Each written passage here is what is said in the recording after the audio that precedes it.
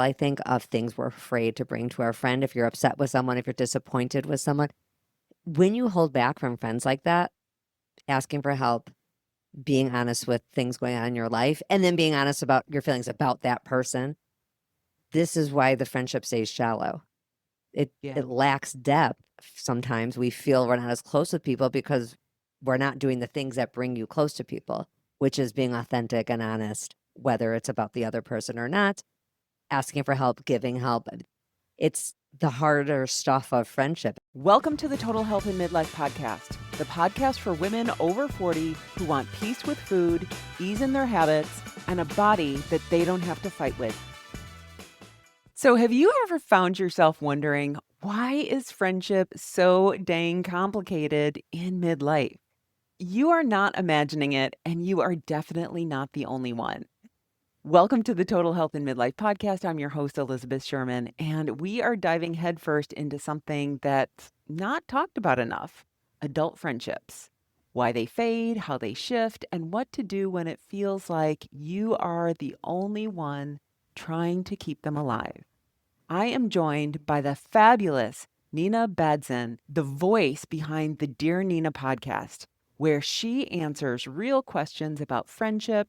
And let me tell you, she does not shy away from the messy stuff. If you've ever ghosted a friend and felt guilty, if you've been on the receiving end of the slow fade, or if you've wondered, is it weird to ask a new friend to hang out?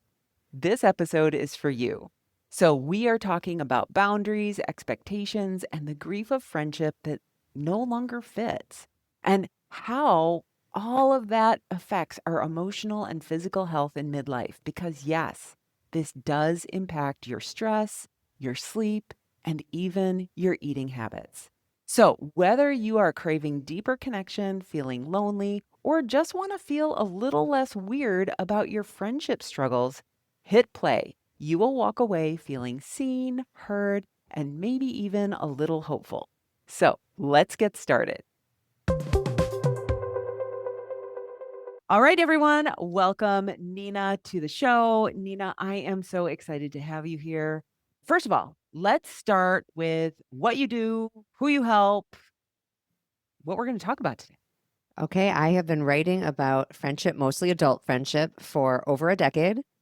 I started as an advice columnist for a website called the Her Stories Project. And what I really like to make clear to your listeners, to my own listeners, anytime I talk about friendship anywhere, I am not a therapist. I'm not a social worker.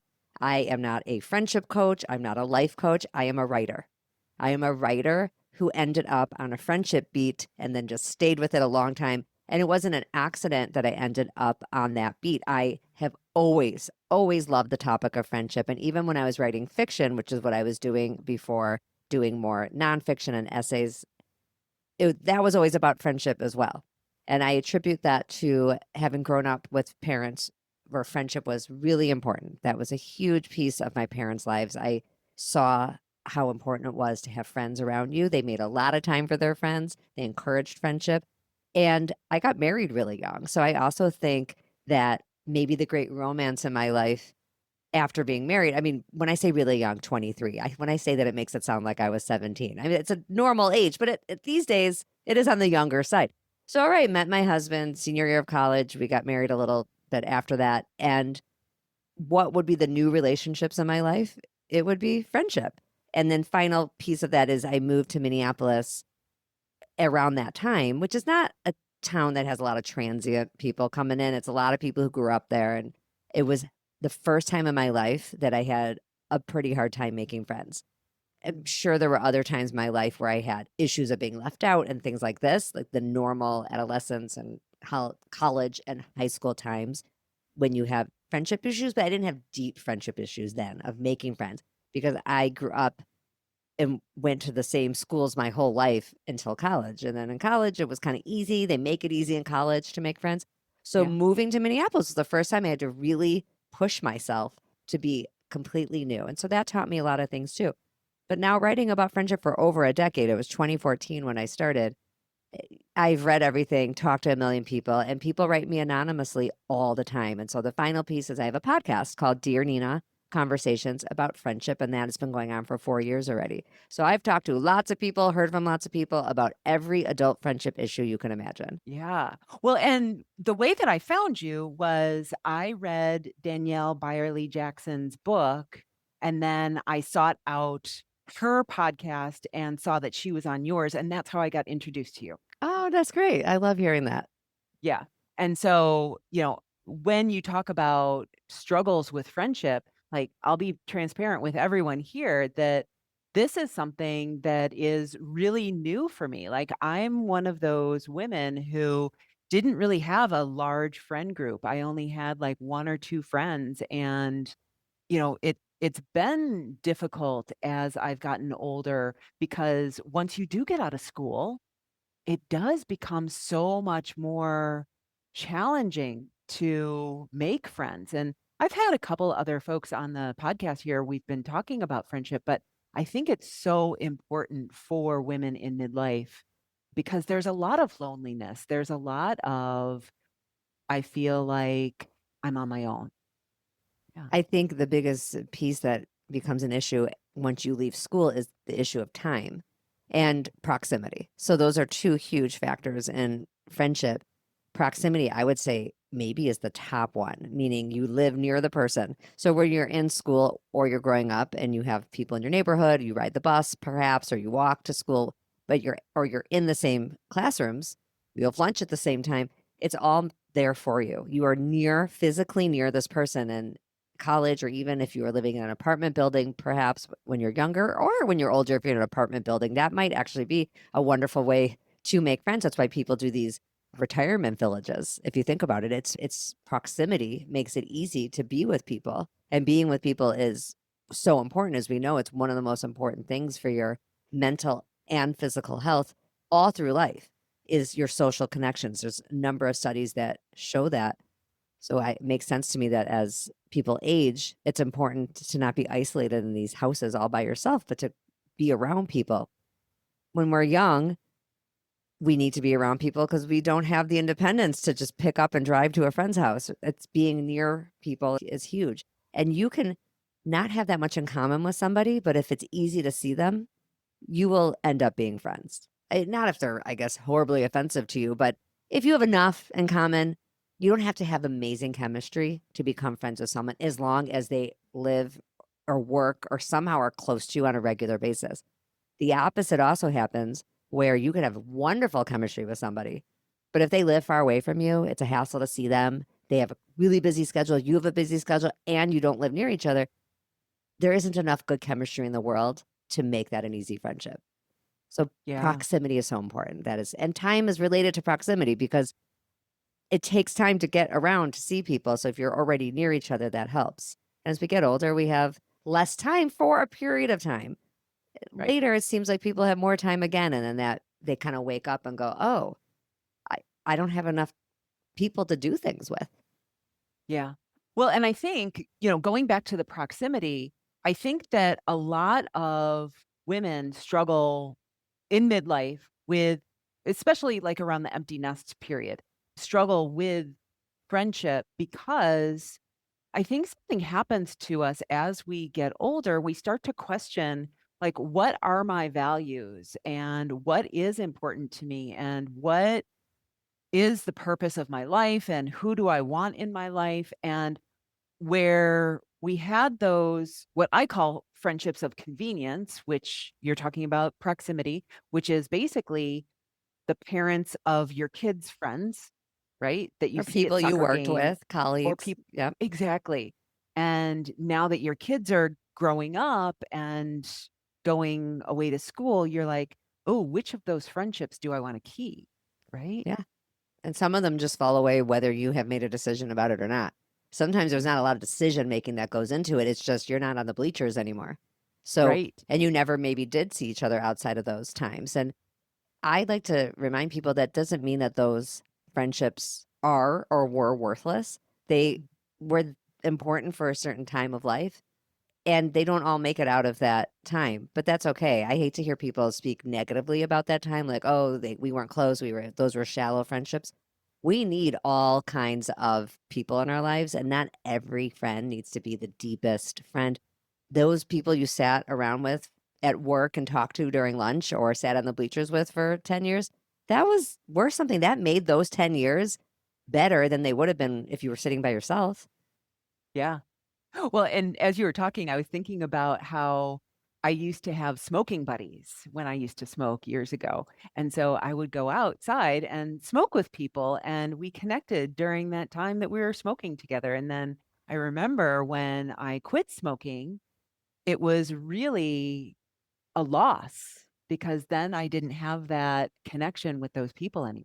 Oh, that's so interesting. When you talk about smoking, it makes me think about the phone and the way people would now, perhaps instead of going outside to have a cigarette, they might just take a break on their phone, which is really like being by yourself. It's so much more social smoking. I know it was not healthy. I'm not trying to advocate No, no, for no. Yeah. an unhealthy habit, but at least it was social as Yeah. opposed to just going down a rabbit hole every time you have a break from life Hmm. is just a dip into the phone. I mean, I do it too. This is without judgment. It's definitely a habit many of us have to take a break. It feels social, but it's like faux social. Yeah, I love that topic. I think I heard you say it on your podcast that we are so connected now through the internet, through social, and yet we feel very disconnected at the same time.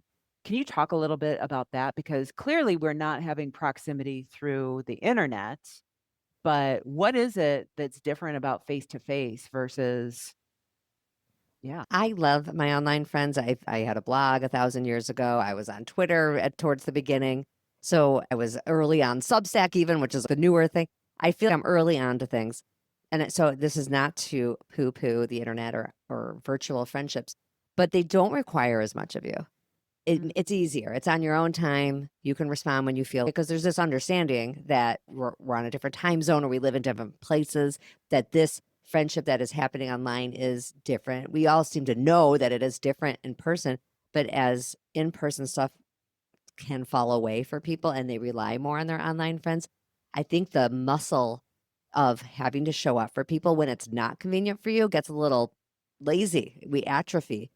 A huge part of in-person friendship is being inconvenienced. So while proximity we were talking about is a great thing to help foster friendships, it can't always be that easy. Sometimes you do have to be inconvenienced and go 30 minutes to see somebody, or you have to do something at a time that maybe isn't as good for you. It's somehow in between what's a good time for you and a good time for the other person. These are things that sound really obvious about friendship, but if a lot of your friendships are online, you're not doing those things. You're responding at your own leisure, your own pace, your own time, and the other person isn't expecting you to do anything different. You might get a little annoyed if someone doesn't text back promptly.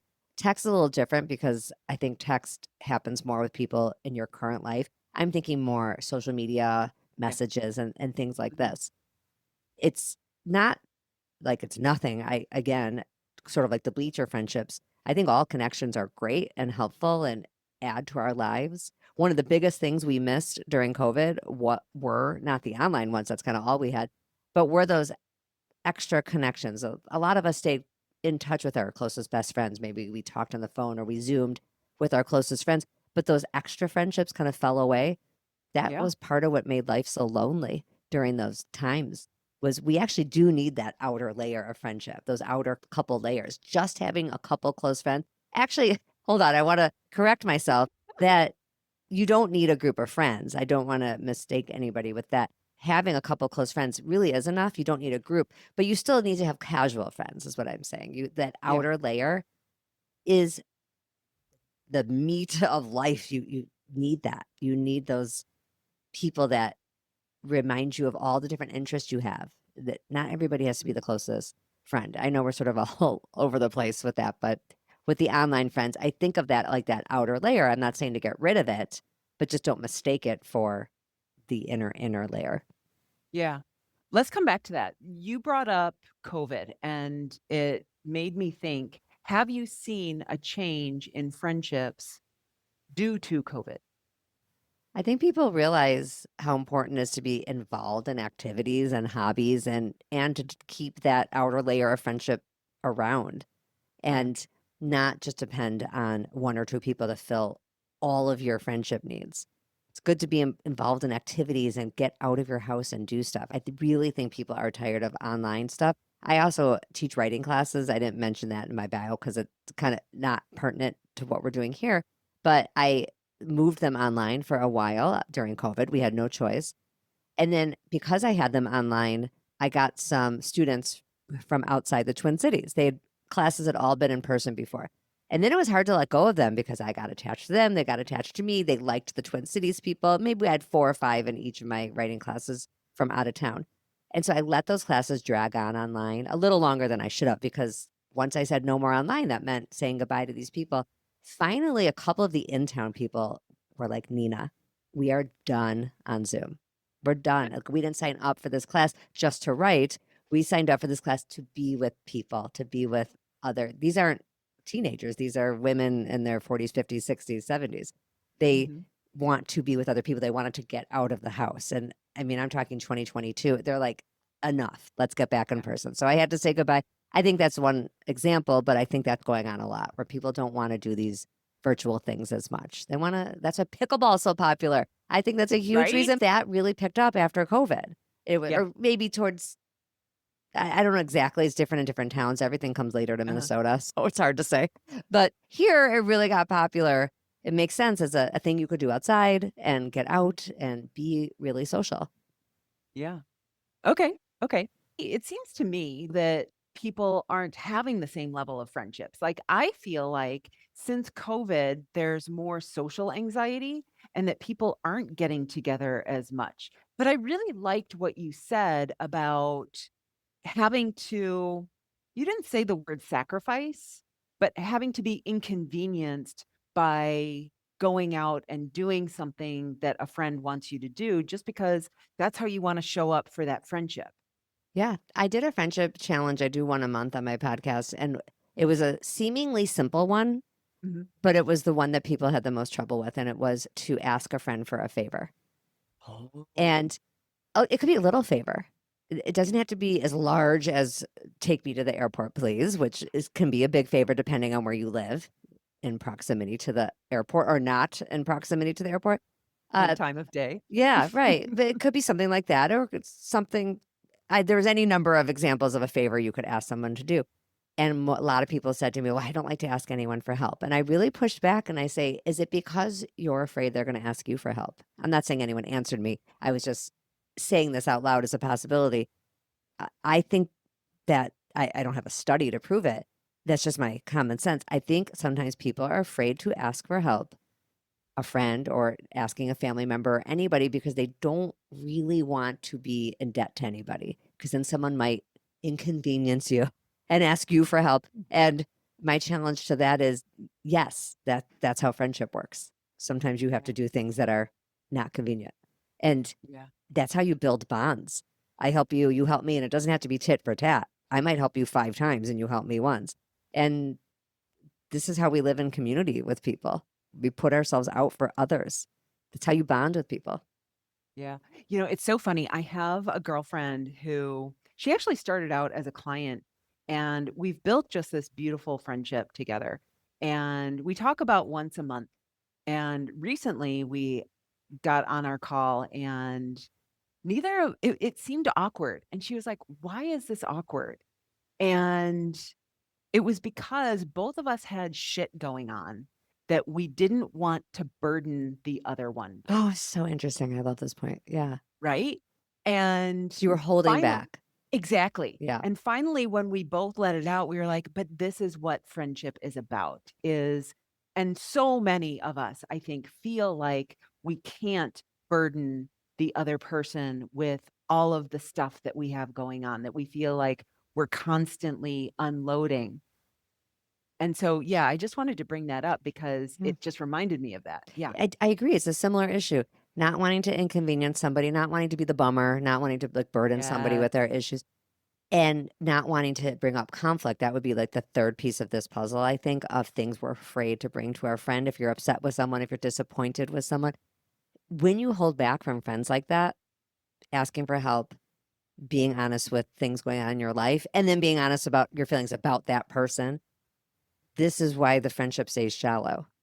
It Yeah. it lacks depth sometimes we feel we're not as close with people because we're not doing the things that bring you close to people, which is being authentic and honest, whether it's about the other person or not, asking for help, giving help.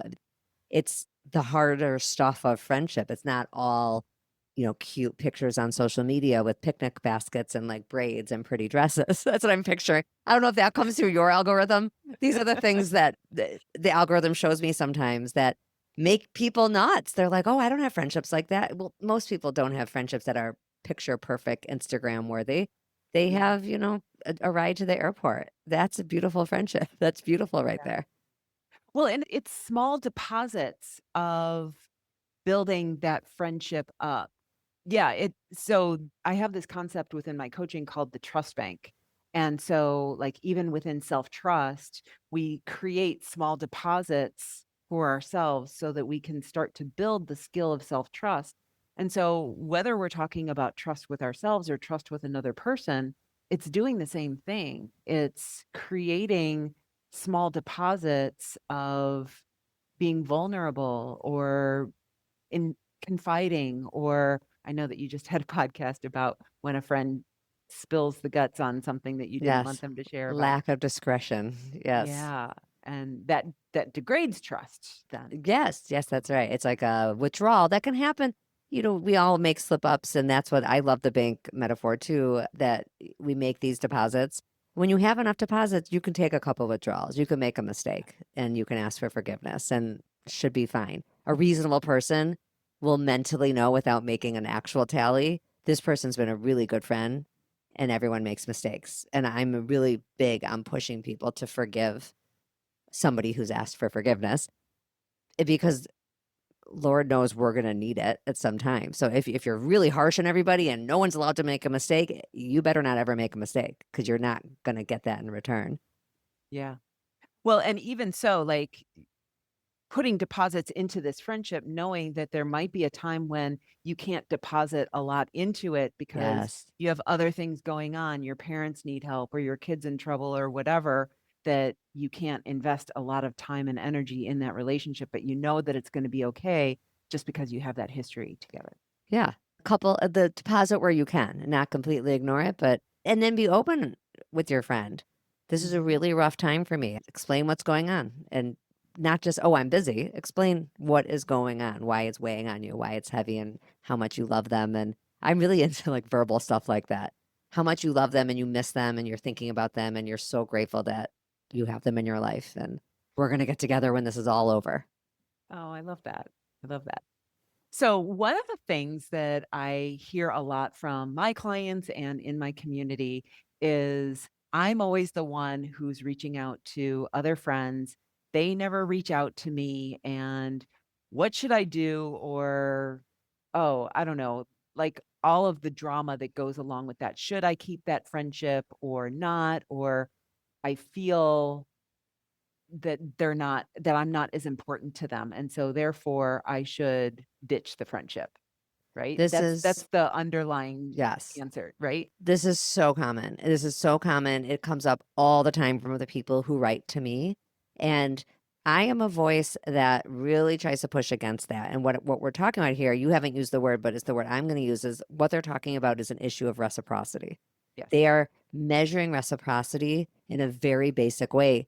And I used to be like this too. I think most people naturally are like that because we think about the world on how we do the world. So maybe for someone like me, reaching out for plans is a way I demonstrate friendship.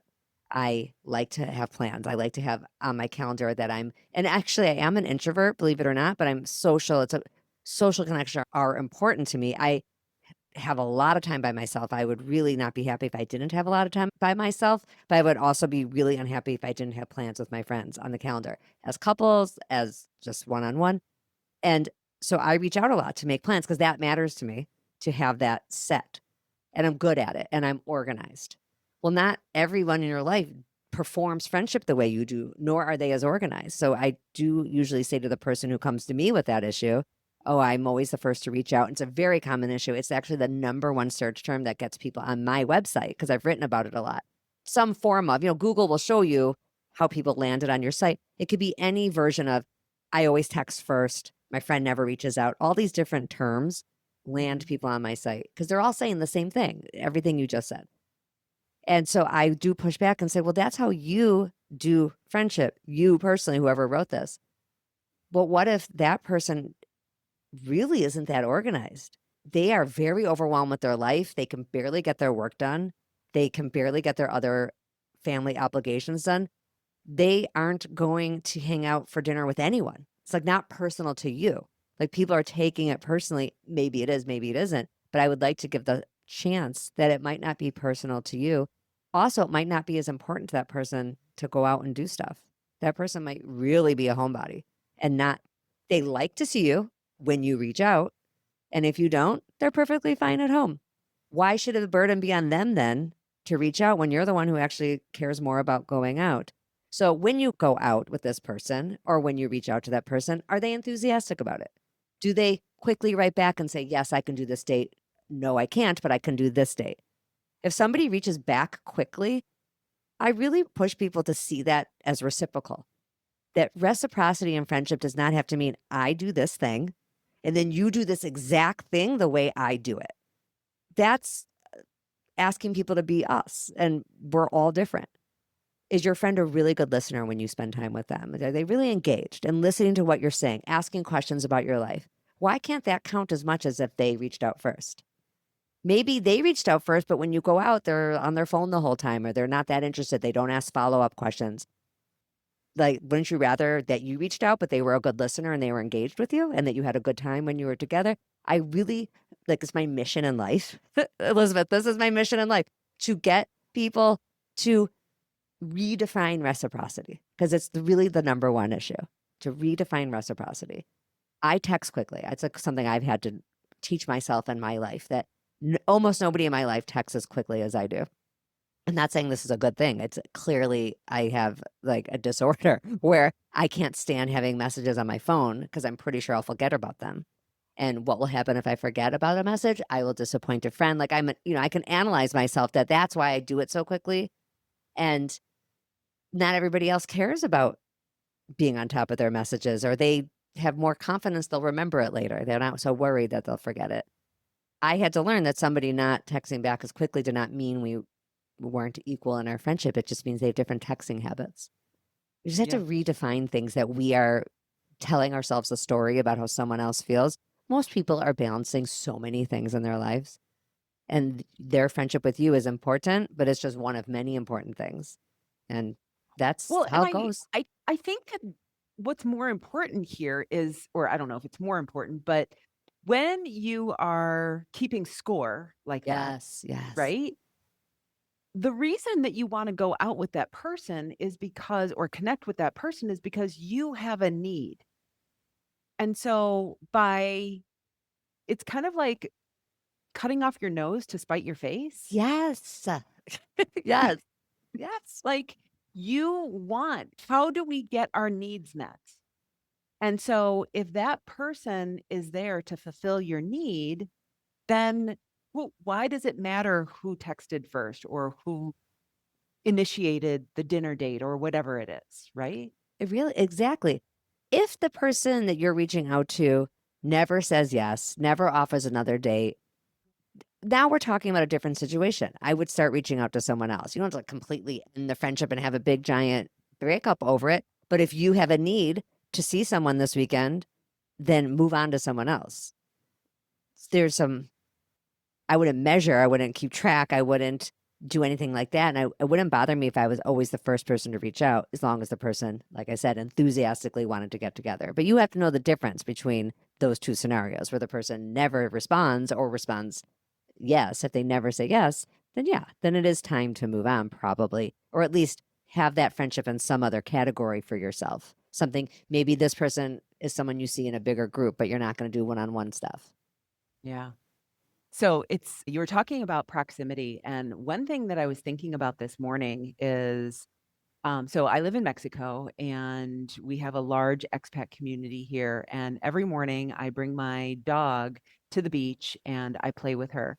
And I was thinking about it this morning, how random it is, but I guess it's not, that I have met so many friends, new friends on the beach just because. we're all doing the same thing, either playing with our dogs or just walking on the beach. And so I know that not everyone has that, but what are some other ways that some people, if they're looking for friendships, new friendships, that they can start to seek out other women or men, whoever, that might be interesting to them? I think at our age and older, it's important to be doing things that are interesting to you to do. Your life is just too short, and especially at the midlife point, it's even shorter. So you want to be walking on the beach, you want to be walking your dog. That's part of why that works so well, because this is something you're going to be doing anyway. And you've surrounded yourself with people who also want to be doing that around the same time. So that works out beautifully. But I like that you would be doing it either way. Even if the beach was empty, you would be walking your dog on that beach.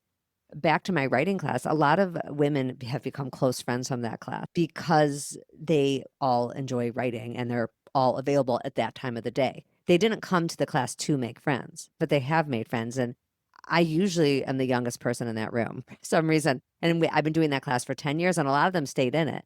So these are women that were at a time in life when their kids were getting older. They don't all have kids, but or they were phasing out of different work things. And they have this time, they put this time aside. They were all people who've been told at some point in their life, you're a good writer.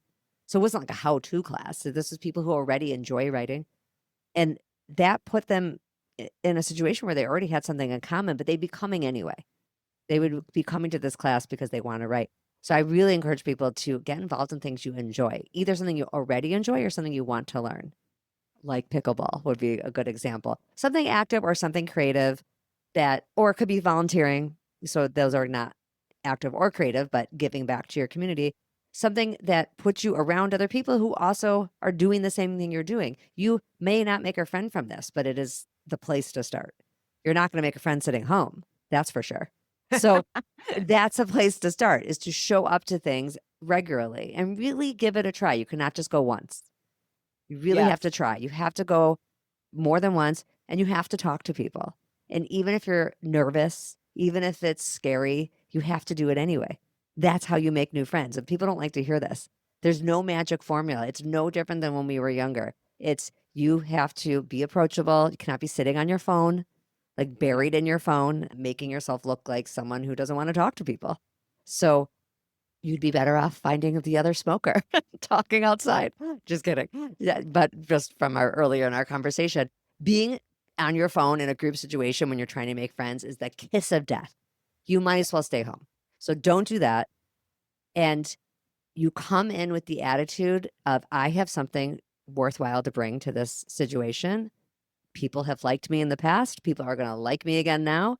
You come with confidence, whether it's real or not. You have to flip the things you were telling ourselves. You cannot tell yourself, oh, this is going to be so awkward. No one's going to like me. No one's going to ask me about me. Don't wait for people to ask you about you. You ask about other people and then you offer information. It's another big thing I talk about a lot. I hear a lot of people who complain, oh, my friend never asks about me. But why are we waiting for an invitation? Just offer information. People rarely ask me about my podcast. I think my friends are nervous to ask me about it because I'll know that they didn't listen. And I don't expect my friends to listen to they're my real friend. They've heard everything I have to say 1,000 times. I've been talking about friendship for 10 years. There is nothing they haven't heard, but I do want to talk about my work. I really work hard at this thing. And so if I waited for them to ask me, I'd really be resentful, I think. I had to learn that though. I had to realize, oh, wait, no one's going to ask me. I have to just. So if we're talking about their work or whatever, I just pipe right in after. Oh, I have these guests I'm looking forward to. I've got this new sponsor. I just offer, and they are genuinely interested. I'd make it Mhm. easy. I make it easy. I offer it up. I'm not testing. So that's a big piece of advice I give a lot. That don't be testing people. Most people are not great at asking questions. They're not great at making plans. They're really not. If Yeah. you are good at those things, then you lean into it. You make the plans. You offer your phone number. You ask questions. You offer information about yourself. Just be easy to be around. And you might have Yeah. to fake it a little bit. So I had an experience recently that I thought was fascinating. I hosted a networking meeting locally. I want to get a network group of business owners in the town that I live in to meet on a regular basis, other women, so Great that we idea. can become friends and advocate for one another and help each other and, just to have that community. And what was so fascinating is I am also an introvert. So, like, invite me to a party and I just feel really awkward. Obviously, I know how to talk to people because I have the podcast, I'm a coach, I talk to people all the time. But get me into a room and it just feels weird for me for some reason. Yet, being the quote unquote host of this meeting, I was a different person. And it was so fascinating to me. Like, wait a minute, how is it that I find it so easy to talk to everyone here because of my role? Even though I could just as easily have that same attitude of, I want to make sure everyone here feels comfortable and is engaged and, you know, makes friends. Like, I could do that at any party or bar or whatever that I wanted to. It was just really I interesting. like that mindset concept. Like when you are the host, you are putting other people's needs above yours, and so it's easier in some ways. You don't have to worry about how you feel because you're more worried about how other people feel because you're trying to give. Like you're being a giver in that situation. You are giving to your community. You are trying to help these women help each other and help you, but they're also going to help each other. And yeah, what if we flipped it when you go into a social event and you're like, I'm going to be one of the people at this event that makes this a fun evening. Like you're Yeah. giving in that way. Like you're not just taking, you're giving. I like Mhm. that. Yeah, so I think that one of the issues that many women in midlife, talking back about how our needs and goals change as we move into this phase of life, like when women feel like they've changed, but their friendships hadn't. Like one of my friends said something about, I am no longer available for, what did she say? Chardonnay and spinach dip conversations. Ah, interesting. So she's looking for more depth more often, perhaps. Yes. Uh, that is something I totally understand. It can get really tiresome. And in my stage of life, it might be more like the bleacher conversation, like I'm over it, that kind of thing. Yeah. And I get that point of view. And I think if you have really deep, close friends, then you can have that point of view. You can afford to have that point of view. If you are in a different stage of life where you find that you're looking for new friends, you can't really afford to have that point of view. You have to be willing to do some small talk, which is Yeah. kind of another way of saying that, to Mhm. get to the deeper talk. Nobody starts a friendship or even starts a conversation with a good friend usually right in it. Like we got to warm up a little bit. And I think it's good for people to be willing and open to have those more warm up conversations. But I agree that at a certain point in life, it can feel like, okay, I just want the really deep, close friendships. And it takes all the same skills we've been talking about, being willing to not keep score, which was your words, but I use that a lot too. It's so important. I mean, it's actually a huge, huge issue in adult friendships too, not just Mhm. kids and teens, but adults. I think even more so are keeping score. And if you could let go of that, you would have those deep friendships. I think that people are looking for. And then there's all these reasons as adults that we are open to new friendships and looking for new friendships. It could be that you moved to a new town, which you did, and I Mhm. did many years before. But it could even be exactly what you just said, that you feel you've outgrown the people that you're around. You could have lived in the same place for 6 decades and kind of look up all of a sudden and go, we started the conversation talking about this. Maybe my values have changed or my values are the same and people around me have changed. Then it is on you to try new things like we've been talking about. Find a group like yours where somebody in your proximity started something. A lot of us are out there starting new groups and doing things.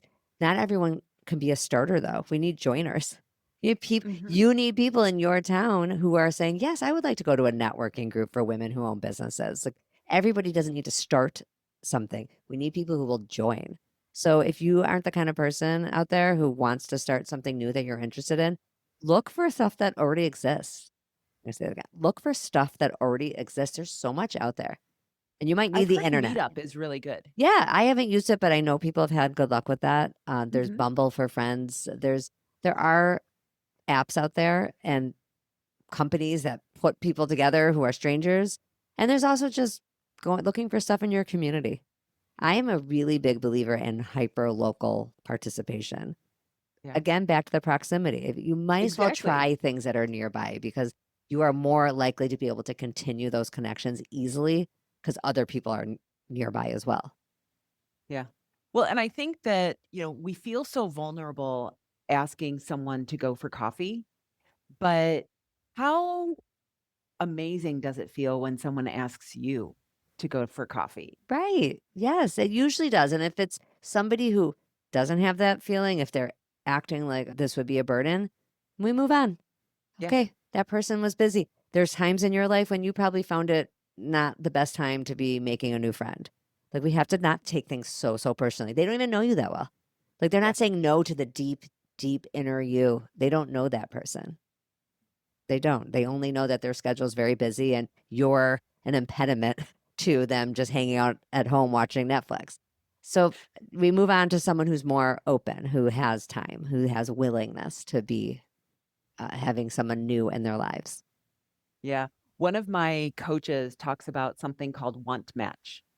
And the idea behind it is that we typically have like a bestie, right? Who we do everything with. For many of us in midlife, that bestie is our partner, right? Yeah, And that's that's a true. huge burden for that person. They don't want to go see rom-coms with you. They don't want to go to the quilting show or whatever it is. Yeah. And it'd And be sad so, if you didn't do those things because your partner didn't want to. exactly. And so finding different friends who fulfill those different wants and needs that you have. And it's okay that you only have that friend to talk about books with or Yeah. whatever. And you might need to go by yourself to the thing you already like doing or are interested in doing to find those people. You might not be able to go with somebody. You might Yeah. have to go just because you like the activity.